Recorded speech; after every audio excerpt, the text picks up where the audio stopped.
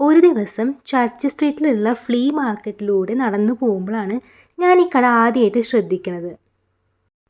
അവിടെ അവർ വെച്ചിരിക്കുന്ന ഓരോ ഐറ്റംസ് കാണാനും നല്ല ഭംഗിയുണ്ടായിരുന്നു. അത് ഒറിജിനൽ ഫ്ലവർ യൂസ് ചെയ്തിട്ടാണ് അവർ ഇതെല്ലാം ക്രിയേറ്റ് ചെയ്ത് വെച്ചിരിക്കുന്നത്. അതായത് അവിടെ ലോക്കറ്റ്, കീ ചെയിൻ, കമ്മൽ, അതുപോലെ റിങ്, ഇതെല്ലാം അവർ യൂസ് ചെയ്തിരിക്കുന്നത് ഒറിജിനൽ ഫ്ലവേഴ്സാണ്. റെസിൻ ജ്വല്ലറി എന്നാണ് ആ ഷോപ്പിൻ്റെ പേര് വരുന്നത്.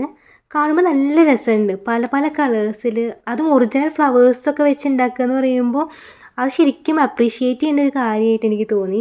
കാരണം അത് ഒരു യുണീക്കായിട്ടുള്ളൊരു ഐഡിയ ആണ്, യുണീക്കായിട്ടുള്ളൊരു ഐറ്റവും ആയിരിക്കും അത്. അപ്പോൾ അതിൽ ചില ഐറ്റംസിൻ്റെ ഫോട്ടോസ് ഞാൻ അവിടെ കൊടുക്കാം. എല്ലാം കാണാൻ നല്ല രസമുണ്ട്.